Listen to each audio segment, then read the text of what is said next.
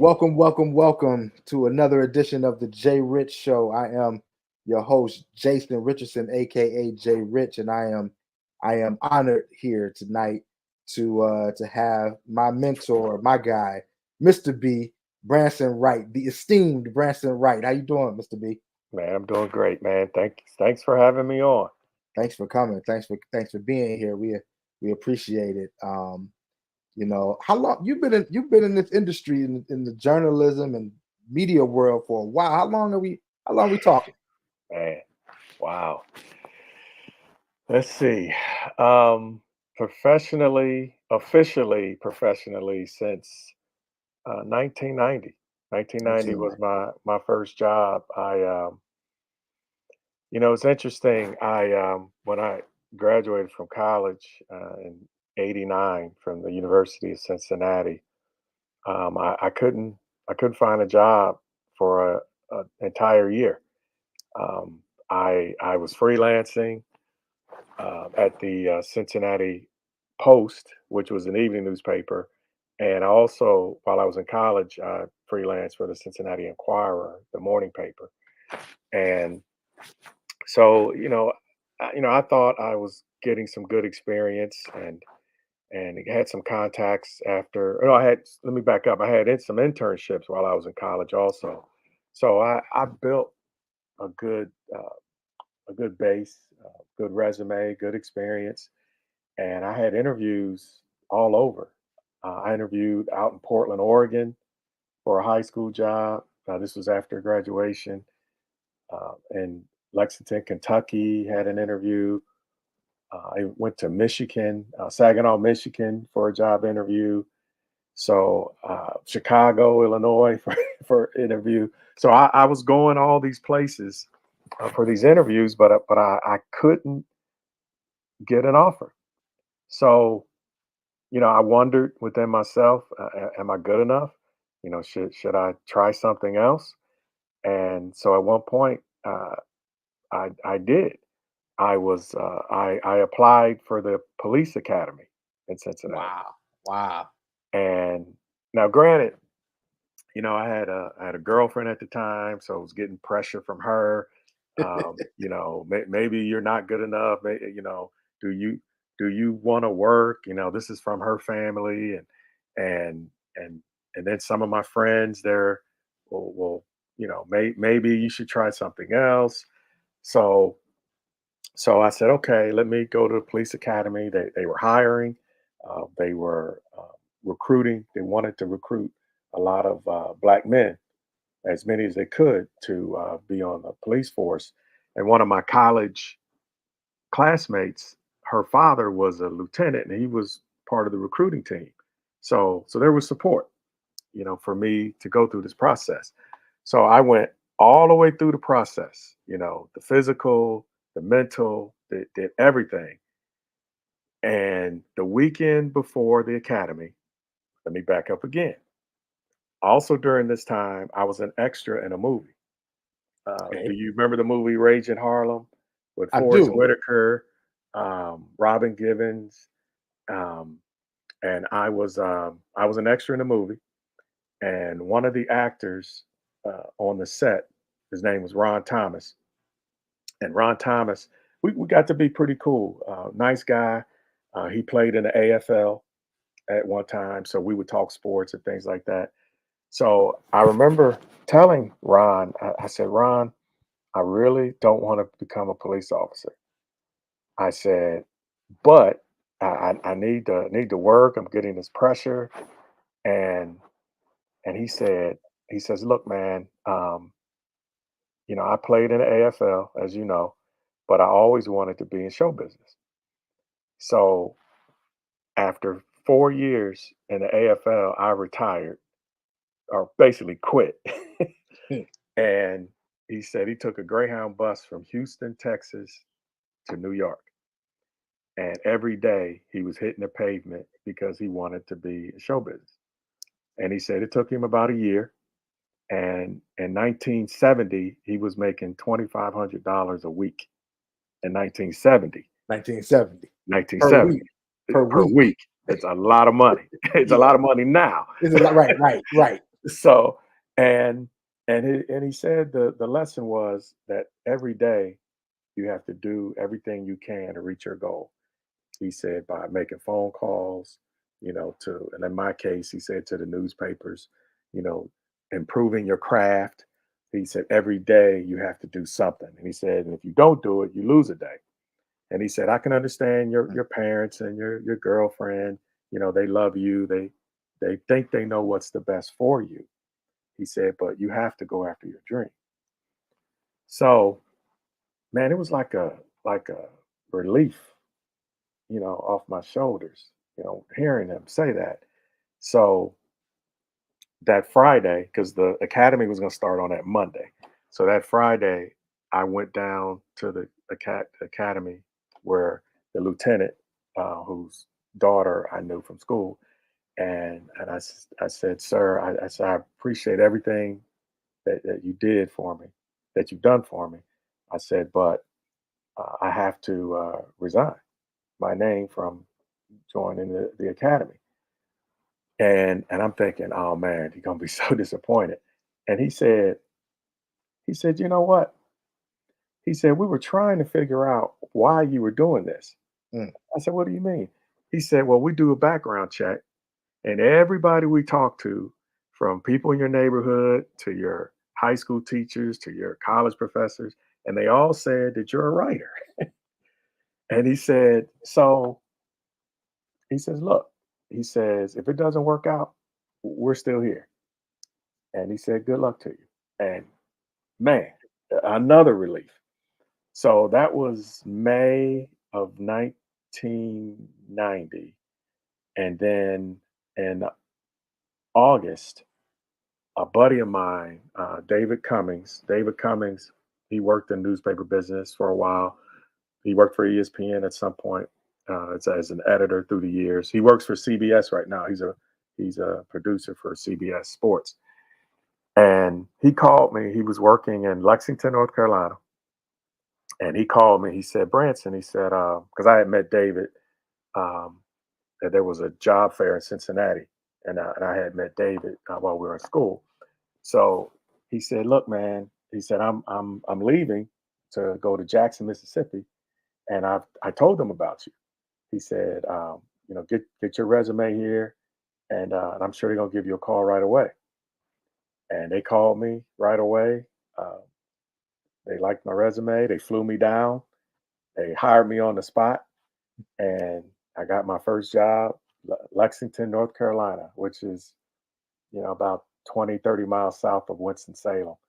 And like I said, I almost didn't get to live my dream, but and I never got to thank Ron again.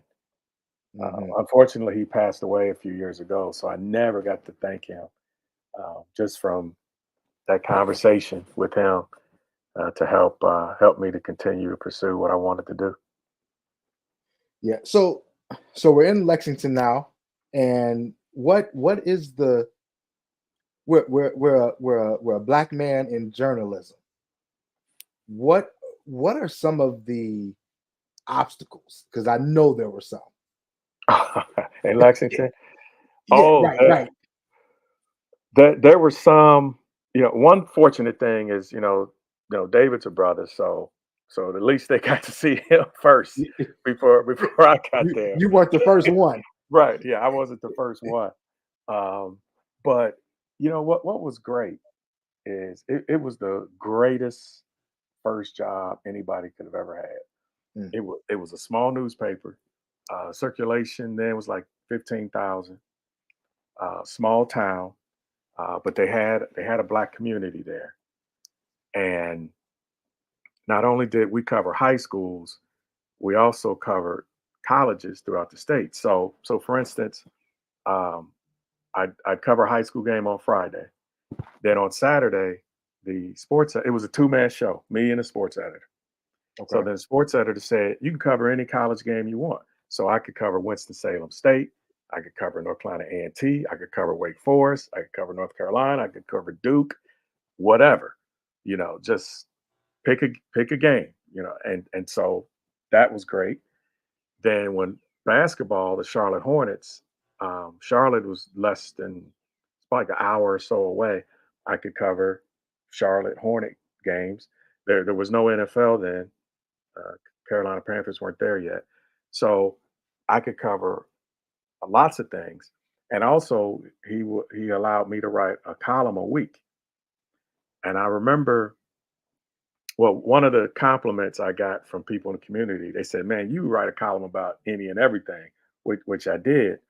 And one of them I remember, I was in this small town, smaller than Lexington, which is something, and covering a high school game. And back in the day, we used to have radar detectors when you know, the lasers that the police would, you Hmm. could tell if they're monitoring you or whatever. And I remember leaving out of this town, and this cop like was following me, like basically out of town, waiting for me to speed up because I could. The radar detector kept clicking, so I made sure I was under the limit, and he followed me all the way out of this town. So I wrote about it, and the way I made it sports is that I was just talking about, being harassed by the police. I don't know if you remember D Brown.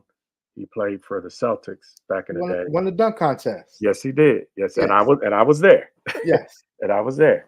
And I remember he got there was a bank robbery in Boston, and he was across the street, and the lady at the bank pointed him out and said he was the robber.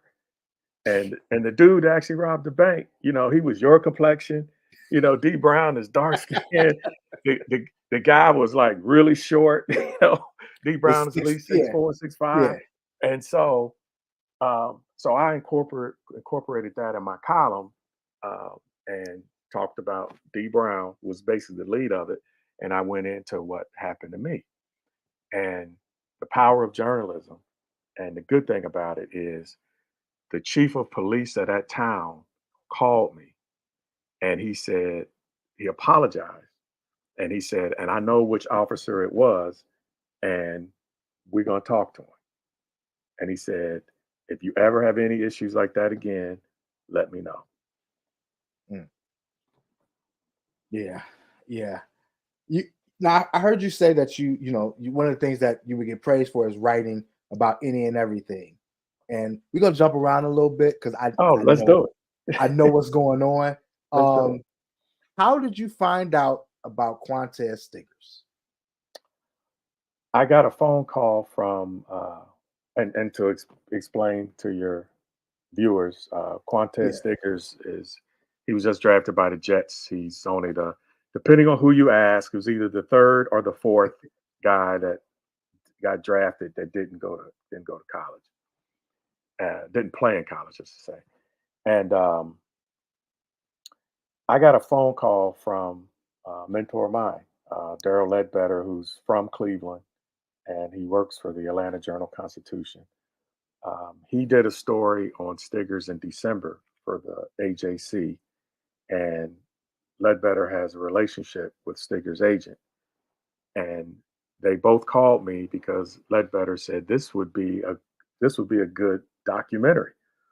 And him and Daryl, knowing that I'm also a filmmaker, he connected us together, and then that's how I found out about Stiggers. And I ended up writing a story on him for ESPN's Anscape, and right now finishing up a documentary that we looked at to debut June 1st or 2nd. June, oh, this year. Yeah, oh yeah, Okay. yeah. We've been Okay. working on it. We've been Yeah. working on it. Yeah. Now how did you go from writer to filmmaker? I know we jumping around, but No, no, that's great. That's how did great. we go from writer to filmmaker? It was about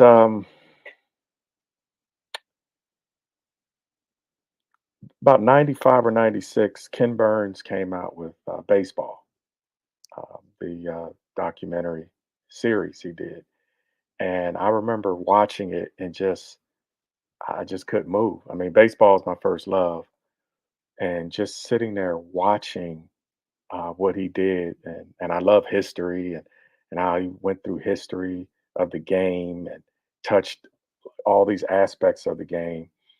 And and I was just in back of my mind, I said, wow, that would be neat to do something like that. I knew nothing about filmmaking. I knew nothing about editing. Knew nothing about any of it. But all only thing of what I could see. And the good thing about writing, being a writer, I mean, we're storytellers. Right. I don't think. Uh, I mean, I know I can't sing or play an instrument, but I could maybe write a song. Maybe. Yeah. I mean, storytelling is storytelling. So I always kept that in the back of my mind. What of maybe being able to do that one day. So it was about, I think it was 2000, maybe 2007 or eight. Um, I had always knew about Dwight Anderson. Dwight Anderson was the in 1978 he was the number one player in the country, high school basketball, and whenever you spoke to someone from Dayton, Ohio, they just raved about this guy. I mean, how people from Akron would talk about LeBron, and if you talk to anybody from Lexington, Kentucky, people would rave about him because he played for University of Kentucky.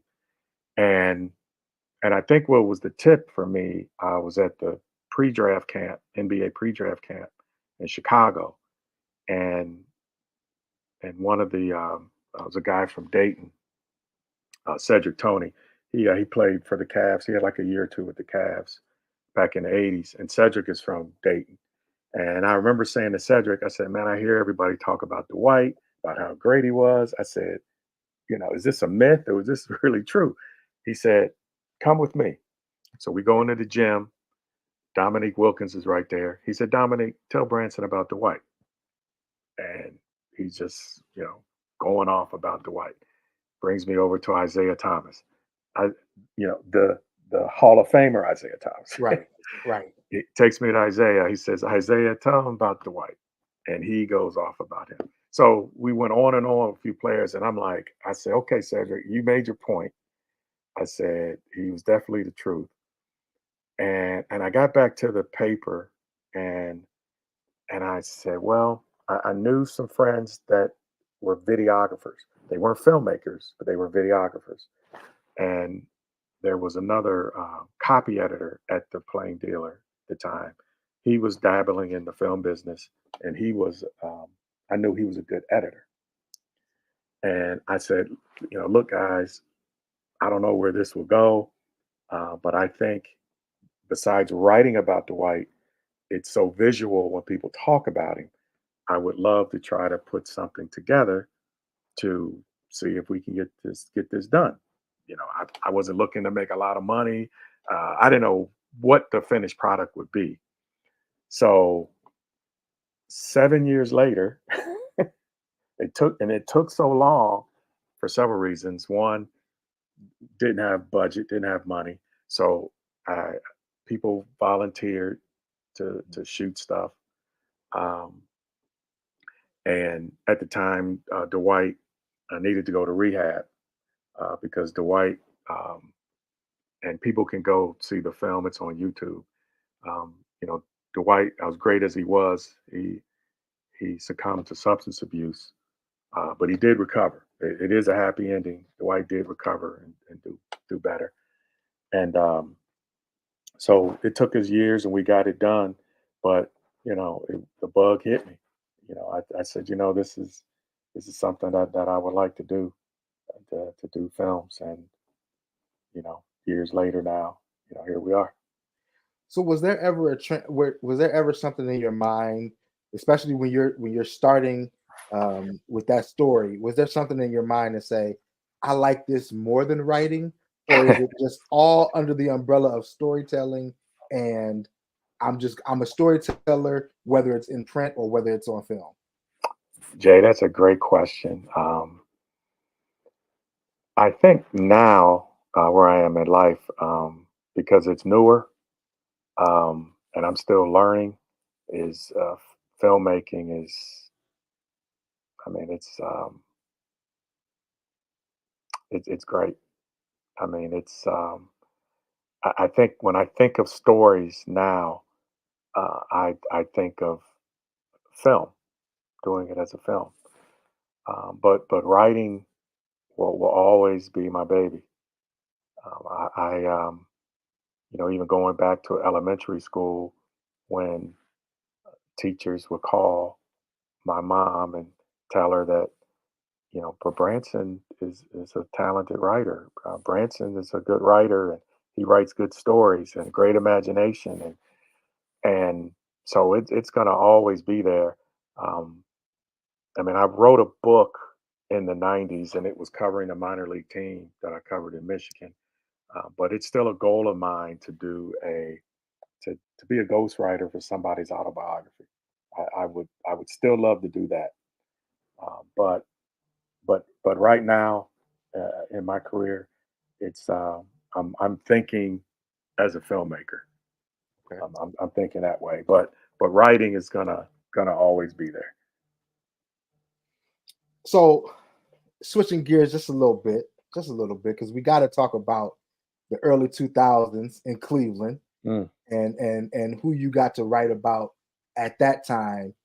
You were you were the Cavs beat writer for the a Cavs beat writer for the Plain Dealer, correct? Yeah, yeah. That was when I left. And I'll just kind of go through it. So I was in Lexington, North Carolina, for a year, and then I was at the Winston-Salem Journal for a year. At the Winston-Salem Journal, well, prior to Winston-Salem Journal, because Lexington is close to Winston-Salem, I covered Winston-Salem State, and one of the guys I covered for Winston-Salem State goes by the name of Stephen A. Smith. He So was so Stephen so, Smith. so real quick. So it is true that he played basketball Oh there, right? yeah, yeah, I was there. Because I saw him. I there's some covered him. reports that he didn't play, but no, we got yeah. Okay, let me get the record straight. Let me get the record straight. When I got to Lexington, was covering Winston-Salem State. It was Stephen A's final year, and whenever he'd come off the bench, because he wasn't a starter, Hmm. his last year he wasn't a starter.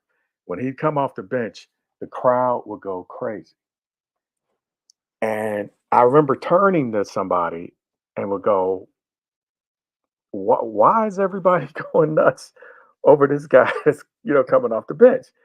And they said Steve was good before he got hurt. They said he was a good player. Okay. So I never got to see that, but this is what but honestly, this is what people told me. They said And he was, before he got hurt, he was a good player because and he one of the blew his things knee out. right, one of the things about HBCU, it's all of us in Yes. there. And Yes. then if you can't play, they're not gonna cheer you and act Oh, like you can play. no, no, no. But they would clown him too, though, because his. And I always remind Stephen A. this sometime too. His nickname was the pedestrian, because whenever he went through the lane, he'd walk. I like that. I like that. Yeah, the pedestrian. That's a great nickname too. Yeah. But yeah, man, they would cheer him coming in, and like I said, people next to me said, "Hey," they said he could ball, man. He said, but he got hurt. Yeah.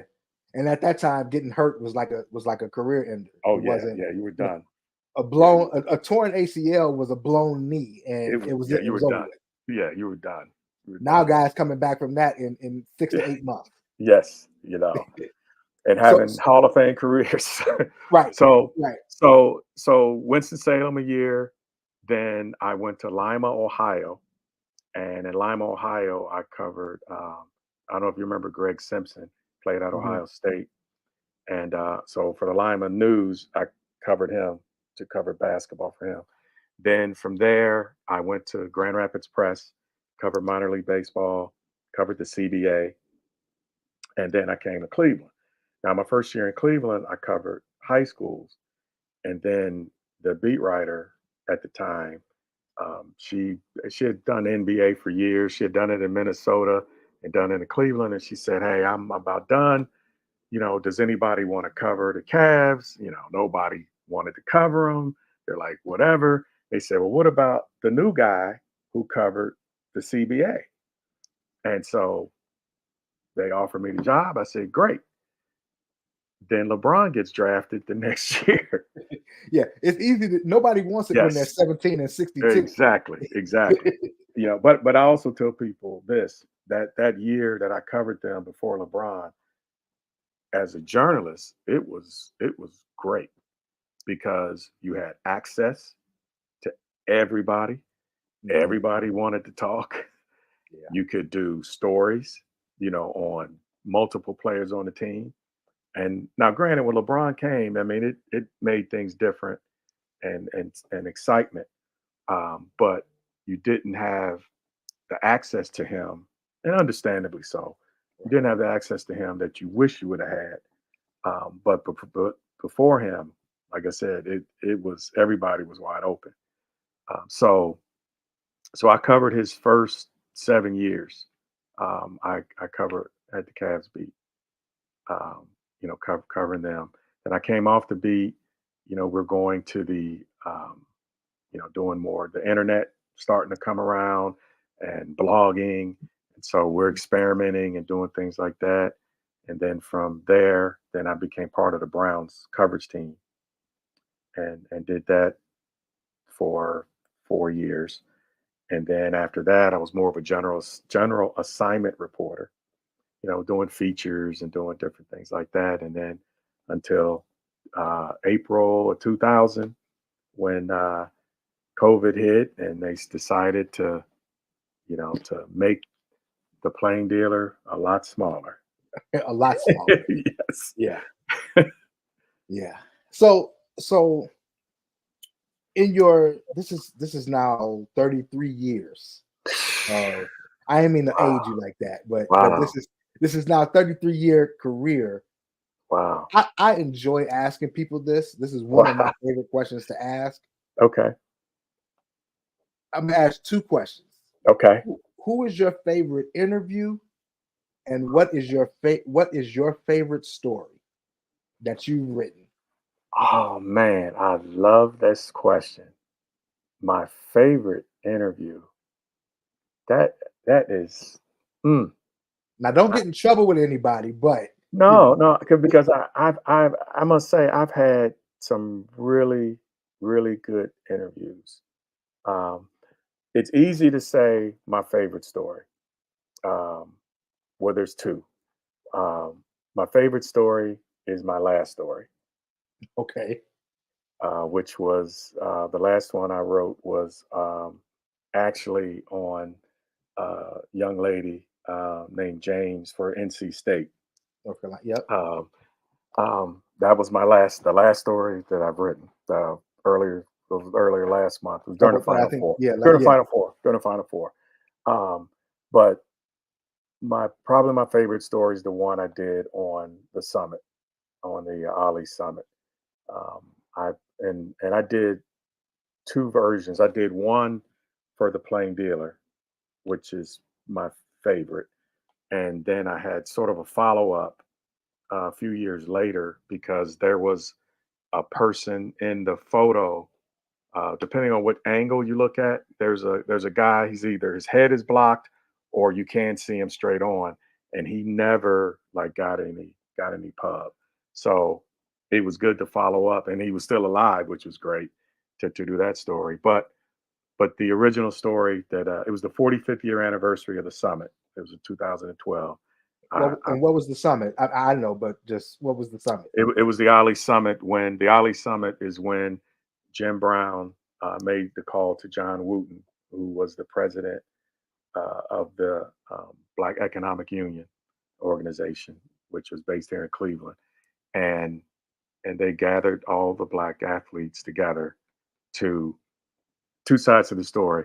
They said it was to support Ali, but actually it was for them to listen to Ali's reasons of being a conscientious objector. And once they heard him give his reasons and he talked it out, then that's when you saw the famous press conference and the picture when they said they supported Ali's right to be a conscientious objector.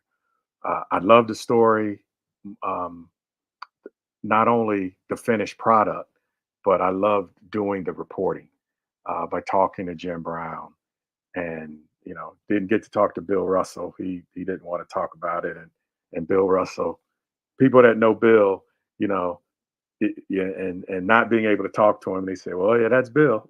Then some days Bill was like, "Hey, he was all talk." So, um, but the fact that all the men alive on there that I spoke with, except Bill Russell, was an honor to spend time and I have relationships, um, you know, and develop relationship with many of the men that were on there. So I really love doing that story. I ain't gonna let you get away from who your favorite interview was too. My favorite interview. See that? Oh, there's so many. There's so many. There's so many. Um, um, you know, Jim Brown, because he's such an iconic figure, somebody that I looked up to. Uh, because my mother first told me about Jim Brown when I was a little kid getting into football. So she told me about him. Saw him as an actor, saw him as an activist. Um, really, really loved interviewing him. Pete Rose, growing up in Cincinnati, all about the Big Red Machine, and being able to interview Pete Rose was an honor. Um, just so many, so many, and I tell you, and even lots of times, it's not even the quote unquote famous people can be the good interviews.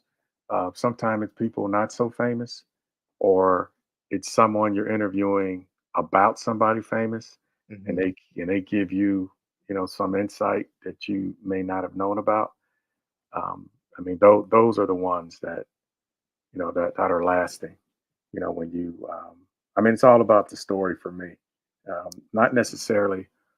I mean, there's a place for the celebrity of stories, but it's man, if I can get that great story, that good quote, and somebody tell you something you didn't know, I mean, that's always the best. Yeah. Okay. Okay. Okay. So obviously we met while I was covering the Cavs, and Mhm. we were covering the Cavs this past season. Well, the season is still Yeah, going on, right. but what are your thoughts? You've seen a lot of basketball. Obviously, you've seen a lot of good basketball and a lot of bad basketball. Um, what are your thoughts on this Cavs team? Um, what are your thoughts? Wow, it's funny. My whole thing after last season, it was more or less looking forward to see how they were going to respond. I know for Cavs fans and even for the Cavs, it was so disappointing on how things transpired against the Knicks. And what the saying is, people feel that the Cavs got pumped. Yeah. Basically, they got bullied. And so my thing was, okay, how are you gonna respond to that? I know an old minor league baseball coach used to always say to me, when his pitchers, he said he didn't necessarily care if they had like a great outing. He said, because people gonna have good outings. He said, I always wanted to see how did they respond after a bad outing. Mm. That shows character. And for me, for the Cavs, for what happened last year, and for them to respond this year, I mean, look at that game, and and and listen to what Spider said. I got tired of losing in the first round, Yeah. and Yeah. and as bad as it was that first half, as bad as they were shooting, they showed a lot of heart. They showed a lot of heart coming back. So for me, the injuries, the disappointment to last year. And granted, Orlando's a young team, but they were still capable of from them blowouts alone of beating the Cavs in the series. But how they responded and how they're going to be playing the Celtics in Game One Tuesday, I'm impressed on how they switch things around. Yeah, I like the fact that they were able to in one game, they were able to get punched in the mouth and then respond. I think that everybody knows the famous quote that Mike Tyson says, everybody Right, has a plan until they get punched in the mouth, right, right? Like they were down 18 in the first half of a game 7. getting booed, legitimately booed in the arena. There was people's jobs on the line, all kind of things. Oh yeah. You know, and to then say, let's just calm down, let's just regroup, come back, and then win the game, which by a correctly predicted score from you. Well, you said 10, they won by 12. Like that kind of stuff shows something. I'm kind of excited about what they can do. Um, Everybody's expecting them to lose to Boston, and I understand that as well. But I'm excited. I'm excited about it. Yeah, I mean, it should be. I'm sure even the Cavs know that they're underdogs to the Yes, Celtics. I mean, Celtics been best team in the East, you know, most of the season, 99% of the season. Maybe even the best team in the league. And but the Cavs in those three games, the Cavs won one of them, and those other two they were in them. right. So you got to play the game. I mean, Absolutely. you got to play the game. I mean, look with Denver and Minnesota. I can't wait for game two. I want to see how Denver responds. Yes, yes. You How know, are you going to respond? But the point is, Minnesota definitely the underdogs in that, but they didn't play like that in game one. That that's they were the right. underdogs. That's They're right. like, we belong here. So I'd say for the Cavs, I know I made that prediction yesterday, but it was lucky, Yeah. making that prediction. But I just wouldn't take it for granted that this is going to be an easy series for Boston. I don't. I I think agree. there's. I think they've been sitting out for a while. They got their own injuries they got to deal with, and the Cavs have nothing to lose. Nothing to lose. That's the worst. That's the worst type of team to go against. People with house, like the Cavs they've been playing with pressure for the last 2 weeks. Yes. The pressure of we gotta beat Orlando. Then you win the first two games, then you get blown out games 3 and 4, and you got to come back and now win. And Mitchell's hurt now; his knee is hurt. Then you lose Jared Allen. Like they've been playing with this kind of pressure that is like, okay, and not saying that Boston has none, but it's different. And I also think that the Orlando series, first of all, getting over the hump helps them, Right. but also the physicality of that series. If they can bring that same physicality to the Boston series, Boston's not nearly as physical as Orlando and New York and things like that. So, you know, I don't want to say the Cavs are going to win or anything like that, but Right. they're not. I, I wouldn't be shocked if this is a longer series. I'm hearing people say a sweep and everything. I wouldn't be shocked if this was a 6 or 7 game series. Don't let the Cavs win game one. Don't let don't yeah, don't let them win game one. And yes, and that could just change yes, so much when it comes in terms of pressure. And people have to remember the Cavs aren't Miami. They're a better team than Miami, especially because of the injuries Miami had. right. And they're a better team than that. So got to play the game. I'm Yeah, I'm I'm looking forward to it. yeah, I can't wait. Before I let you go, I wanna know how you I don't mean to keep bringing this time frame up, but No, it's 30 okay. 30 years in the game, how do you see it? How do you see media, specifically black media? How do you see it changing? Well, it changes every day. I think when I first started, and I want you to Google. There was a laptop we used. We called it a Radio Shack. It was about it was maybe about 8.5 by 11, Yeah. and it was a small screen at the top, and you had and it was like type on it, and it was I mean it was crazy. And then you had to send your story. You had these couplers where you get a payphone and you put so you had two cups, and you take your payphone and you put it you dial a number, and then you put the covers on, and it would signal, and it would go to the newspaper. It would go to their main computer and go like that. And here's a funny story. So I'm in Charlotte, North Carolina, covering a high school playoff game.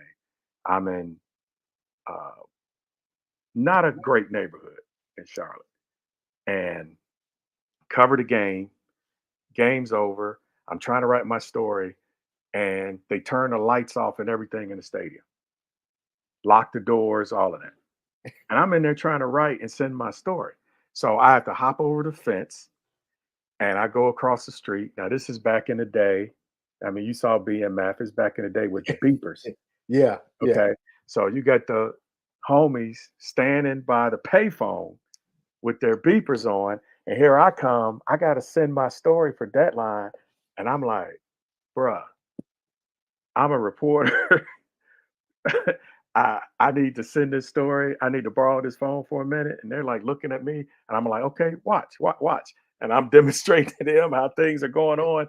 Now they got some business they trying to do, right, but I'm trying to do some business too, right, right, to send my story. So I say that to say how the business has changed.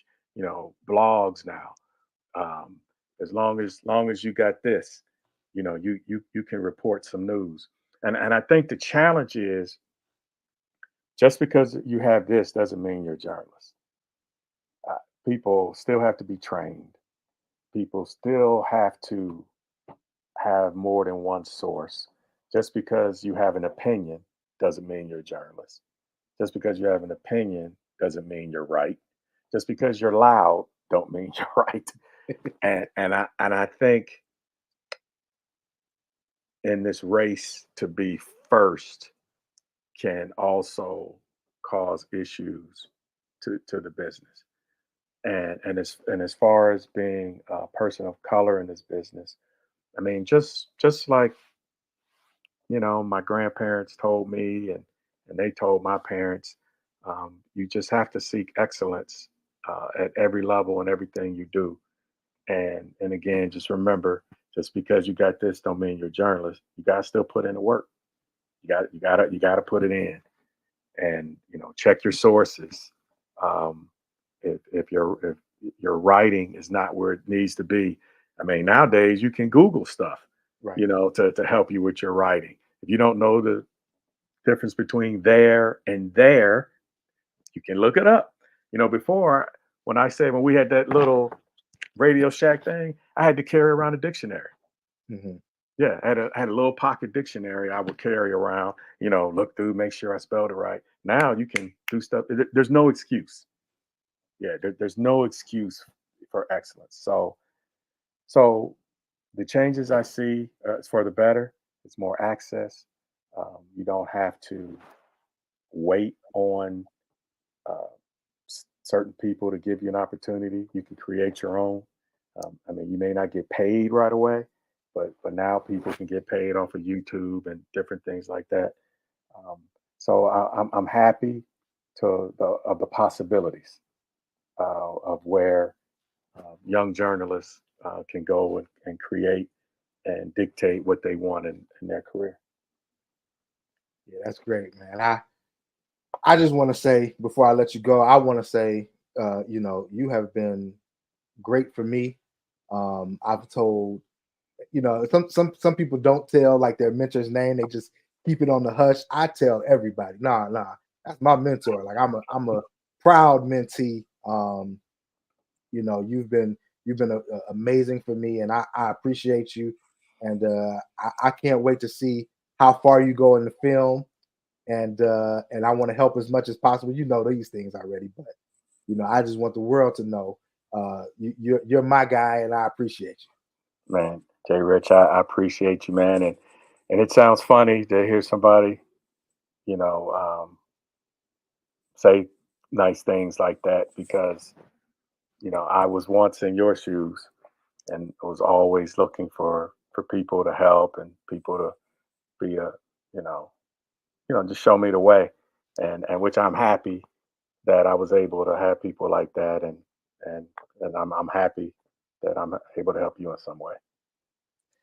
All right. Well, thank you so much for your time.